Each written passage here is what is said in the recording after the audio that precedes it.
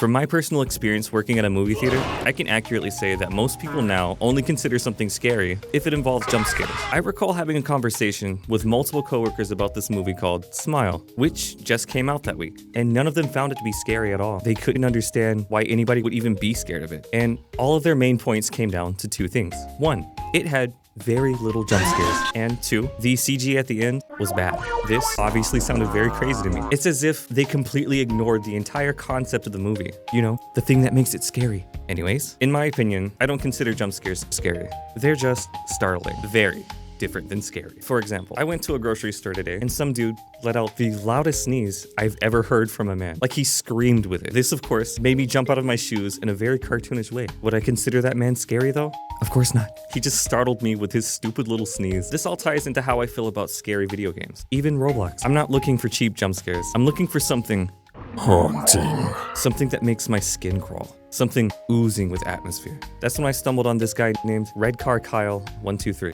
What started out with me mindlessly searching for scary games ended in me finding this guy, and I gotta say, I fell in love with his content. So, without further ado, I want to introduce everybody to the first game I played by Red Car Kyle 123. This game is called City. There's no description to this game. Kyle doesn't seem to always add a description, and I respect that. I love everything about this game. It just throws you in with this banger. The music that plays as you walk around is a mixed sense of hope and energy with a dash of foreboding. Everything seems fine. We can talk to our neighbors and the random people we come across. You know, kind of like everything is normal.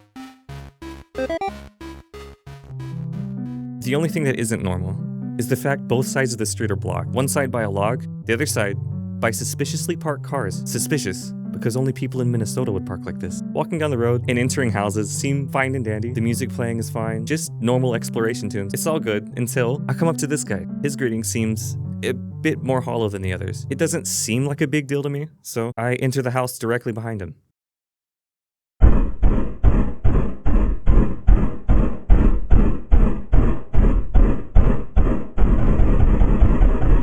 Words can't describe just how straight the arms in my hair stood up after hearing this sound. It gave me this sense of urgency, even though nothing was happening. So, like any sane person would, I ran into every room I could find, trying to figure out what to do, when...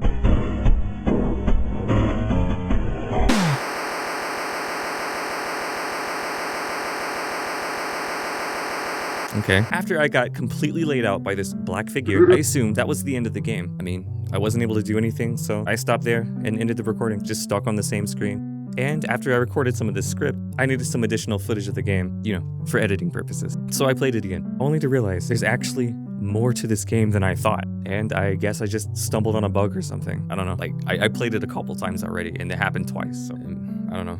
Maybe it's just me. Back to the game. After that encounter, the roadblock is actually gone. The Pink.Soda parking, to be exact. This gave me additional places to explore on the map. And running into the new characters, they seem normal for the most part as well. And there's really nothing much going on afterwards. After coming across a locked store, it seemed the only way left to go is through this tunnel. And let me tell you, nothing good can possibly come from this sound.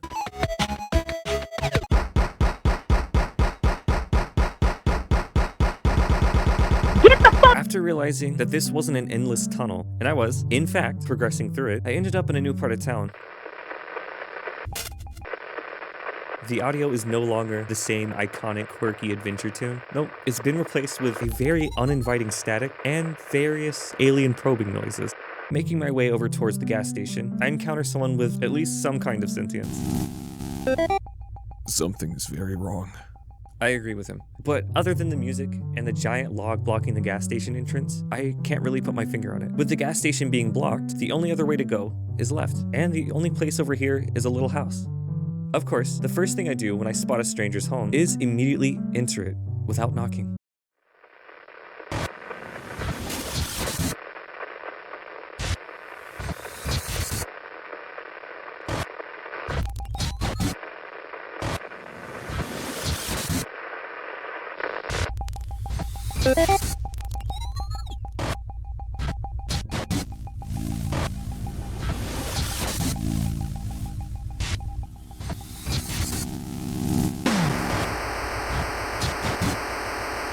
Let me out.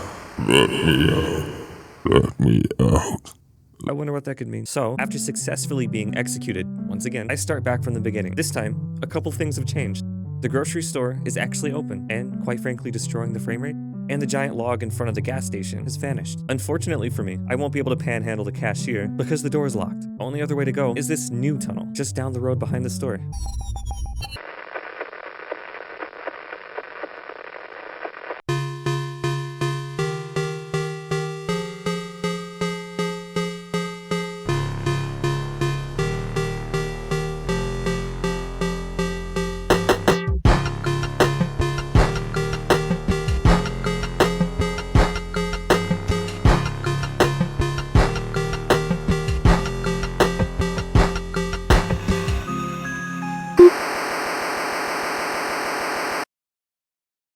I'm sure that you can probably tell at this point that I keep encountering this dark figure, and he just keeps forcing me to effectively eat the curb every single time. And every time this happens, it seems like the world unravels just a little bit more. But this time is different. I spawned in the closed library instead of the usual neighborhood. Walking out of the building, everything seems normal until I attempt to start a conversation. I would have chalked it up to it just being this one guy, but nope, no one replies to me anymore. Going to the grocery store is just more evidence of something being off, considering just how distorted the music has become.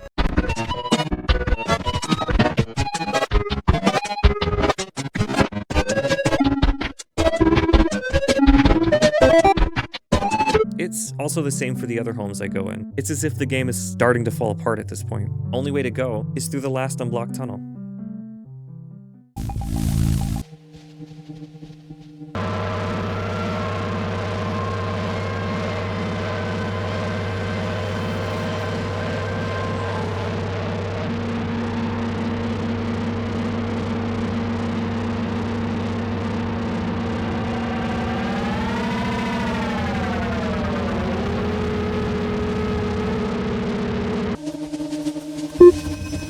After the final encounter with this dark figure and this final error screen, I found out just how much the music really carries the game. I didn't really know how empty everything would feel after, it was no longer there. It's as if the music was the last thing holding it all together for this character. And I guess this was true now that the last barrier, the giant log, is now gone. There are no more responses from NPCs. I can't enter homes or tunnels anymore, or even the little supermarket.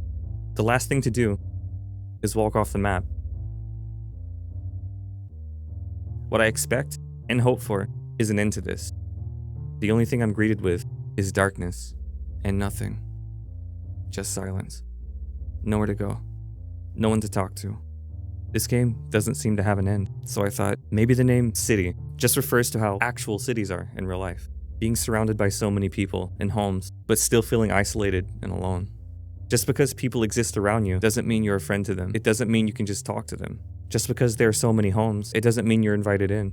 Being surrounded by people doesn't mean you're not alone. It's just a constant reminder that you're not as important as you want to be. These people's lives will continue moving forward, even if you weren't here. Your hellos and presence don't make a difference. If you were to just fall off the face of the earth, nothing would change. The one thing that's worse than dying a scary death to some horrifying monster is living a life so unimportant that, if you disappeared, no one would even come looking for you. No one would even remember that you were here in the first place. The dark figure, the proof that you're alive, the only cog tying you to your meaningless existence, is the only acknowledgement you receive. The urgency surrounding this figure is all too familiar, both in the chase it gives and the music it brings. There's no time to waste. End it now, and maybe you'll get the chance to try again, if you even tried in the first place.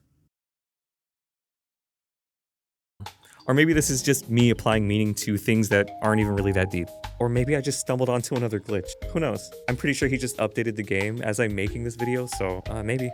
Anyways, I really love Red Car Kyle 123's games, and I'm actually working on another video starring 10 of his games. I hope you enjoyed this video, and I hope this video brings more eyes onto Red Car Kyle. He really deserves it, and his games are vast, and some of them are just downright incomprehensible. There's nothing wrong with that though. But if anybody out there just happens to know of any similar creators on Roblox or even like just indie games in general that are very similar to games like this, I would love to see them. I swear it won't take me like 9 months to post another video this time. I promise you, whoever's out there listening and was waiting, the one person out there probably in Pakistan, I see you, I know where you are. Thank you for waiting. And I'll throw you a little meme at the end, or maybe a jump scare. I done gave it y'all so many gifts that I won't get back. And I swear I done shed so many tears for niggas that I won't get back.